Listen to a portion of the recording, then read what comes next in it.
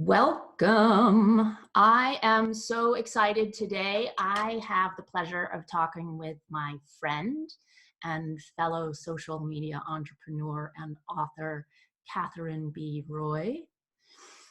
Catherine, wow, what a long list of accomplishments she has come across. Catherine B. Roy is a human potential thought leader, a best-selling author, a personal growth and business coach, a Mensa member, and an award-winning artist and scientist whose stimulating, upbeat, and inspirational writings have helped countless people in the world. Catherine's writings have been published in the Huffington Post, Thrive Global, Simple Reminders, and many, many more. She's been featured as a guest expert at many summits, as well as being a participant and expert speaker at numerous international conferences. Catherine enjoys the distinction of receiving the Top 30 Under 30 award and is an experienced linguistics researcher.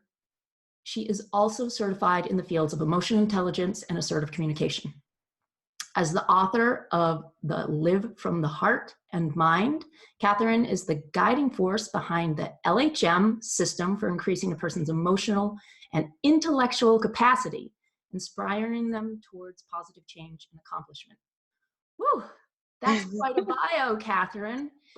But what I enjoy most about getting to know Catherine over the last 3 years now is that we share a lot of commonalities, and one in which I think is a crossover between us most is that we understand the power of story.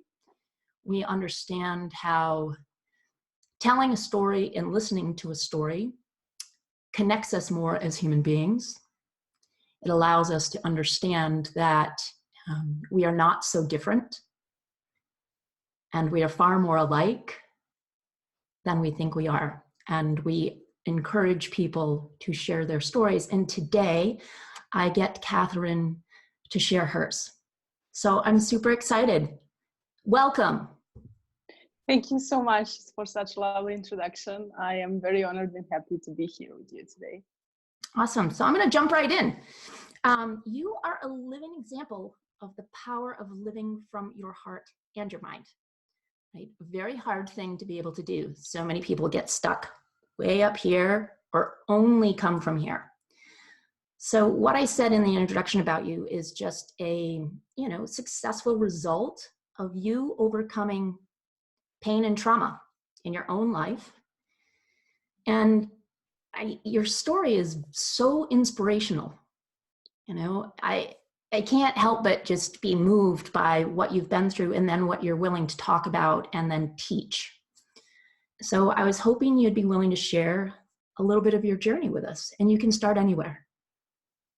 Thank you so much. Yes, well, I've been through a lot of things, truly a roller coaster. For the start, I was born in this dysfunctional family, so I lived most of my teenage years in fear. My parents simply didn't get along, and that left a huge emptiness inside of me. I was a very silent and shy girl. So because of all of that, I had a lot of bullying in school because I just didn't speak too much, But when I was in high school, they did some kind of tests of personality and intelligence and so on, and they recruited me to Scientific Center. That's an institution for young talented people to do scientific work with already scientists and professors from college. So I was 15 years old. They took me over there. I was afraid like never in my life because I had no idea why they picked me and what am I going to do there. But I ended up working with them for the next 4 years in the fields of psychology and linguistics. And I actually published my first scientific work when I was just 17 years old. That gave me a lot of strength. They worked with me a lot because tests show that, that girl was pretty intelligent, but has very low self-confidence. So they were pushing me to work with them, to go on stage, to do different kind of things. And I was getting my strength and my, belief in myself back. But then again, as I said, it was a roller coaster. When I came back from Scientific Center in 1999, I believe, and went to school, our teacher told us that we should go home. I was living in Yugoslavia back then, and there was war going on. If I may say that I was the lucky one to live closer to Hungary, so there wasn't war on the field. But that night, a bombing was supposed to start. Mm. So I went back home. I honestly didn't believe in that. I mean, why would anyone do such thing? And I was thinking it was a mistake. But it started that night, and I ended up living in the shelter for the next 78 days. Wow, like I have no experience with that, of course, and just even trying to feel into that, I would assume that there's just so much fear of the unknown, of, first of all, keeping yourself safe, your family, what's going to happen to your friends, and at a young age also just trying to understand why. Yeah, it was a fear, a confusion. I was there with a lot of other unknown people, but in those moments you just have your mind, and I was so grateful for those years spent in Scientific Center, because they gave me the belief in myself, and I said, okay girl, you're not going to finish like this. They can do this. And you can hear those detonations and planes and all of that, but there were a lot of kids, and I saw they are afraid. And so I invited all of them to one piece of that shelter, and we were making like parties and acting, and just playing with them to make the time pass and to overcome all of that. And I continued working on my second scientific work. I had just a candlelight. We didn't have electricity or anything, and I was just focused on my second scientific work. And when all of that was done, I went back to Scientific Center and published another scientific work. Well, like from what I just heard from you, like you something in you blossomed at the Scientific Center that allowed you to hone into your leadership skills. Yeah. Or just your ability to wrap your arms around other people and be able to help them. Mm-hmm. That's awesome. Yeah. So tell me more. Well, after that, I finished high school. Well, my father wasn't so for me to go to college. He was just that kind of a person, and I didn't have a choice. I went on my own. I left home. I got national scholarship. I went to college. I graduated economics and information systems, and I started to work for a very successful company. So my life started to evolve in front of me in a kind of a material way. Still then I was a scientific girl, not knowing anything about heart and spirituality, or that will happen much later. But I decided to do something about the situation in that region, and get involved into peacemaking and establishing new connections with young people, because we really didn't have to do any with that, what they did, I mean, the older generation back then. So for the next 6 years, I spent on conferences, in diplomacy and peacemaking, establishing new connections with all those people.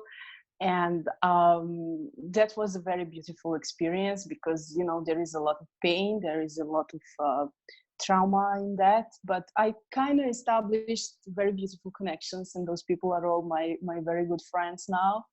And that just kept me going, like I did something. And that's how the award of 30 under 30 involved, because of my social service to the peace and to everything that I thought it was important. But then again, in one moment, I felt a strong pain in my chest. I ignored it for a few times, and once I just woke up in the hospital because I lost my consciousness. I couldn't breathe. I didn't have strength to walk. They couldn't find out what's wrong, what's going on. And they said that my heart was affected with the Coxsackie virus so badly that it was stopping 10,000 times per day. And with that diagnosis, they said to me, in the best scenario, I could live just a year and a half. Yeah, that was 11 years ago. Right? So how scary, right? That here you are, you're moving along, you're having all the success, even though you say you're only in your head, but all the things you talked about, you're also learning how to come from your heart. And then what happens is something's wrong with your heart. Yeah, And exactly. to be told that you only perhaps have a small window of time, where did you go from there? Like, I was like completely lost. I remember that day in hospital when doctor told me that. My mom was next to me, so she fell right away, lost her consciousness out of that information. yeah. And I just, but somehow deep inside I knew that's not going to be like that. I said to me, okay, if you survive that one, this one, like you're going to no, it's just going to be fine. But no, medicine didn't have a solution. So my mom is a very spiritual person, and she took me to monastery on the Adriatic Sea to retreat. I went to Monastery Ostrog in Montenegro, and I spent maybe just few days there. But things which happened there actually determined my future and open up the doors to my heart and spirituality and all of that. And I went there. I didn't believe in any of that because I wasn't raised like that. I didn't have knowledge about that. But I remember that night like it was yesterday. I was sleeping outside in front of the monastery. That's kind of a tradition that you sleep on, so you collect energy from the open sky. It was very beautiful night, but something woke me up. I guess I dreamed something. It was kind of a light, and I heard that we need to move because it's going to be a storm. I woke up, I looked up, and it was perfectly clear sky, and I was like, okay. But I woke up my mom and my boyfriend at the time, my husband, and now, and they were like, I mean, what are you talking about? But I insisted, let's move, let's move, let's move. And all those people were looking at me, but we all moved because I was so persistent. And like 2 minutes after that, it was such a huge thunderstorm. It was water everywhere. It was like in a movie, And I was like, oh my, what just happened? That was my first experience with something that I just couldn't understand or explain. It was very confusing. I can imagine, having started to live a spiritual life several years ago, all of a sudden when we're somehow opened in a way, we start to get downloads, and our connection to, call it whatever you will, universe, God, your inner God, your inner universe, something in you spoke so deeply that you said, no, this is truth. This is, I have heard truth. I need to tell people. That's fascinating. I love it. Yeah, and I was like, okay, I was 24 years old. I mean, I really didn't have knowledge about any of that. But what just happened, it was like, I need to pay attention to more details. So the next day we went to pray. There is a very small room with one monk is in the room and 5 people enter to pray. But when I stepped in the room, the monk asked other people to go out and just for me to stay there. And I was like, what now? What's going on? I was afraid. He closed the door. It was dark with just candles, and there are just such kind of an atmosphere which was unfamiliar to me. He asked me to go on my knees in the praying position. He put his palm on my head, and he said the words which actually opened the door for me in my transformation, for the future life. I mean, this one. He said the illness was the sign that you were not on the right path, and you are not going anywhere. This world needs you because this world needs love, and you are love. Mm. And I was like, and I started to cry. I was crying and crying and crying, and I just couldn't stop. And he said, that's okay, that's emotional recharge, and that I should let it all out. And the first step out from that room was magical, because I was so weak that my mom needed to help me walk. But when I stepped out from that room, I was walking all by myself.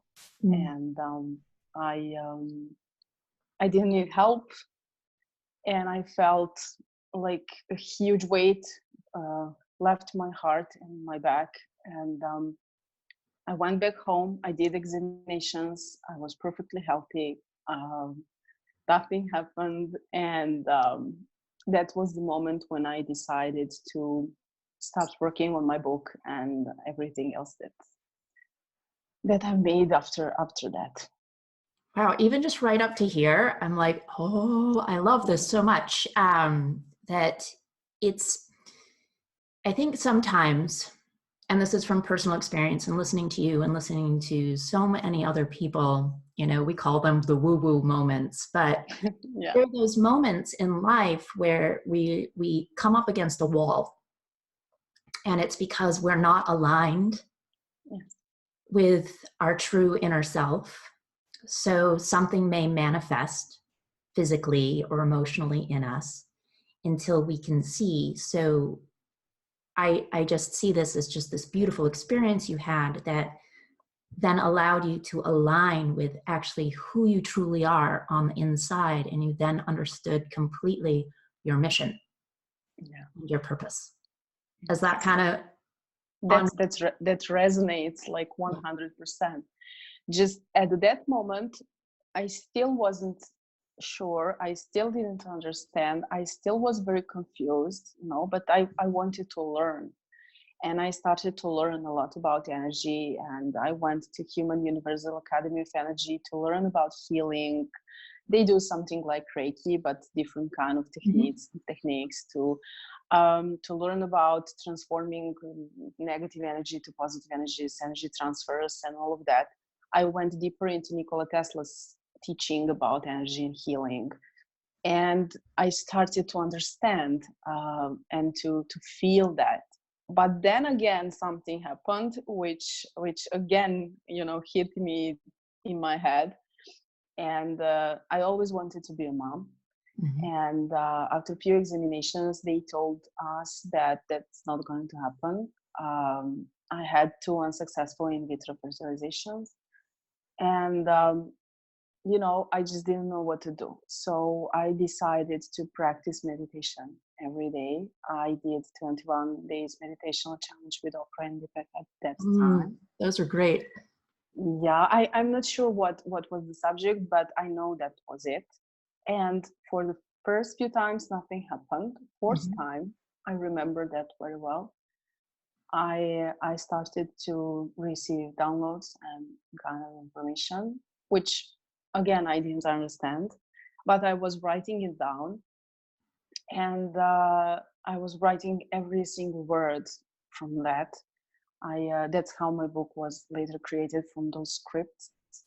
And I said, okay, you will do whatever it takes. If you went through all of that I just mentioned, there has to be a cure for this too.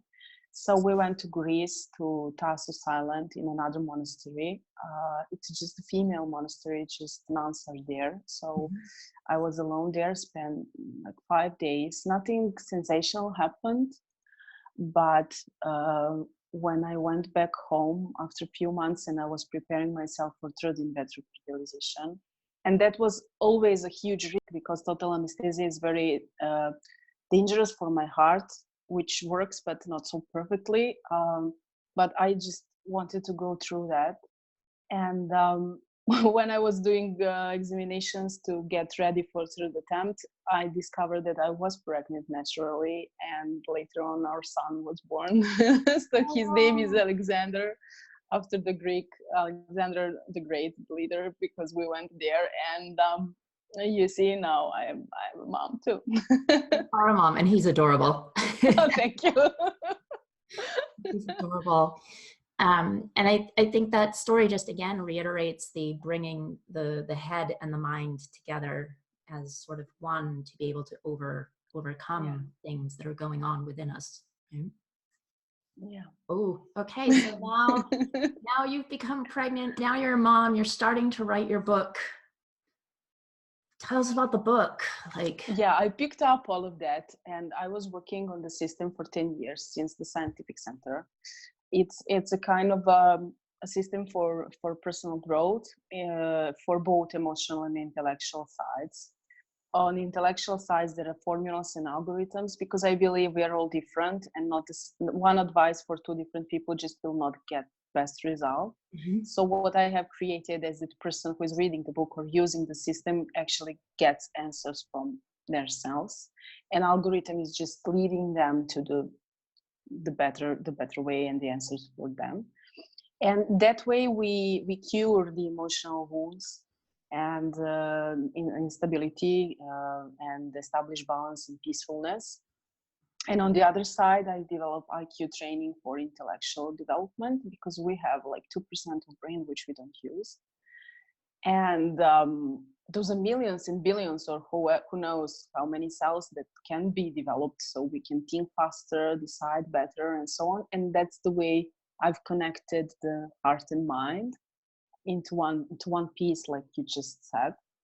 And my book was published in 2017, and it was a bestseller. It actually was a bestseller on its release day, thanks to people. Yeah, then there is something I haven't mentioned. When I started my journey and wanted to come online and to tell my story in 2015 for the first time, I actually received so much love from all over the world. When my son was born, we started to receive packages from all over the world, and that love, which actually was missed in my life because of all of these unfortunate situations, I believe cured what was left to be cured in me, and turn around the perspective of me, thinking about everyone else, but now thinking about myself in that beautiful and pure way, and starting to love myself in a healthy way, which actually was unfamiliar for me. And that's the moment with everything involved, and how everything was created, what you just mentioned at the beginning. Yeah. Throughout your book, there are several formulas you created, and the LHM formula for happiness, and there's a section on love, and what you've just mentioned about coming back to yourself, that you realized that was a piece that was missing. So that difference between ego love and true just love and consistent love then reflects back to you in a way of self-love. So we are both teachers of self-love.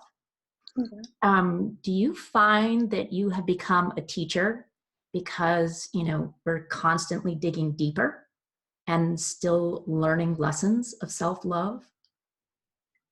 Do you find that you're constantly learning to have to self-love yourself, because when we get a little too far up here, everything then is outside of us and too worldly? Definitely the same feeling, the same resonation. It's like that's why I say we have to go on a higher level of emotional and intellectual sides, both of them, and set them in balance. Because if mind takes over, the feelings become emotions, and that can be very toxic, and we go outside from ourselves, and we lose like we can become lost. But if we come back to ourselves and we realize that everything we need is actually in us, in our heart, but love ourselves like a complete, you know, like a pure state and emotion or feeling which is healthy, not egocentrical, not narcissistical, but very, very, very pure, then we reflect that positive energy on our surrounding. And what I discovered is that people who are not on the same frequency as I am, they just disappear from my life. They just, you know, never were in what context. They just move in the other office, or they just, you know, just go away, and life becomes much more beautiful and much more easier. And that aspect of self-love completely changed me as a person. And you know, my family feels that, everyone around me feels that. So I just can say that I became like I'm preaching self-love in the healthy way. And as much as I try to do business because I'm master of economics, just push me back to that part of love. And I just need to talk about love and love and love. And people relate to that as much as they, you know, they feel that. So that's definitely something that changed my life. And that's why I wish to share my story with people. I wish to tell them, look what I have been through. My life was in danger at least 2 times. And if you count all this total anesthesia, many more times. And because I believed in myself, because I had that pure feeling in my heart, I'm still here and I don't intend to go anywhere because I'm doing what I love, and everyone else can do that if they just believe in themselves, if they are just honest and pure, and they accept people as they are. My life changed completely, and I believe we all can manifest that. Yeah. So if there were one takeaway from your book that you could tell people, like, this is why you should read it, this is potentially what it can do for you, what is that? That would be the life transformation. If you feel like something is not on the right place, if you are not in complete balance with every aspect of your life, I believe that LHM system definitely can help you to get that back and to get on the track, so you can even find your purpose and create the life. The main takeaway is that you will become the creator and stop being the follower of anyone else. Right? Yes. Being the creator of your own life. We can create and be whoever we want to be. Right?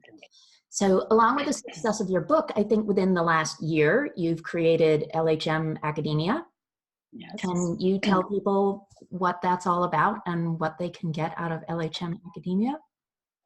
Well, I've decided to help everyone who wants to get out of the corporate and do online business, or anything that is much closer to their heart. Because if you wish to create your life, it's not just manifestation, it has to be work, and you need to know how to do that.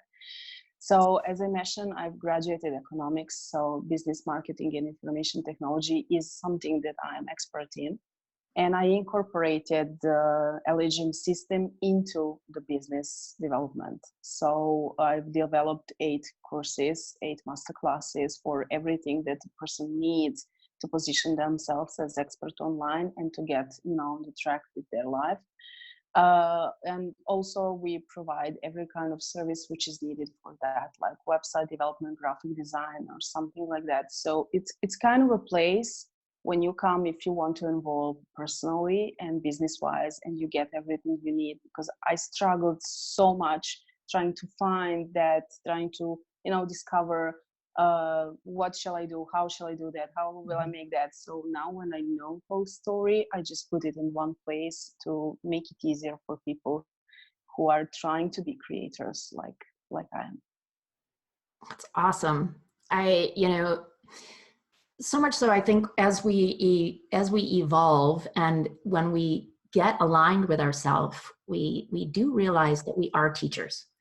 And so you've taken this part where you were the student and you learned all these things, but then you had a mission to talk about, and you have now become a teacher in so much of a way that you're now personal growth and business development teacher.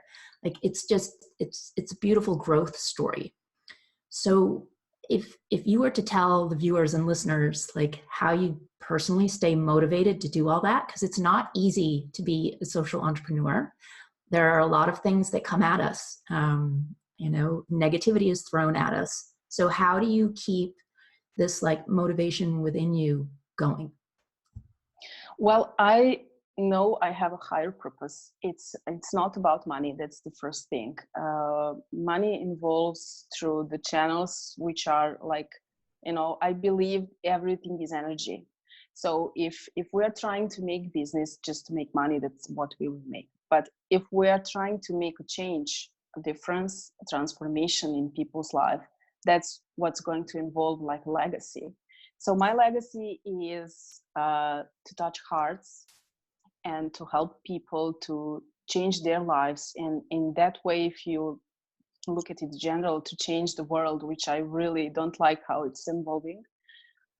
So practically, what I'm trying to do is to help everyone else to at least come to the point when they can decide about their lives and not let anyone else decide that. But I discovered one interesting thing. When you receive gratitude from people who you helped, that's like a source of energy which just never disappears. So when I'm down and when I don't know what to do, and believe me, there are some kind of moments like that, I just read what other people told me about something that what I've created changed in their lives. So I go back, I reread the testimonials or comments or whatever, just to get back on track, because I need to go up. I need to push up my energy to continue, because not every day is easy. And the other source is, of course, my son, who started all of this, obviously. So I just look at him and I say, okay, you have to finish this, because this time, this is for him. So it's like when you divide love, love just multiplies itself. And I believe that the only energy which multiplies itself when you give it away. And when it comes back to you, you just have, a need, a feeling, and like you just wish to do more. And that's how I just continue to do and do and do and do more and more. Yeah, and it doesn't even have to be much that comes back to you, right? Yeah. No. It can literally be one comment, and I have found that they come exactly when you're just having just that tiny little bit of self-doubt. Yeah, when you need it. Yeah. It slides right in. The universe goes, here you go. Here's your validation. Stay on the path. You're A-okay. Yeah, exactly. Right. So, oh my God, thank you so much for sharing your story. I always enjoy speaking with you. Can you please tell everybody where to find you, where to find your book, where to find LHA Academia, like where to find you on social media? The easiest way is on my website, katherinebiroy.com. Everything else is over there. My book is available on all online retailers. And all social media with my name, Catherine Biroy, are open, and I will be happy and grateful to hear what everyone has to say and to answer to any further questions if they have. Thank you so much. Thank you for having me. Day. Thank you. Ciao.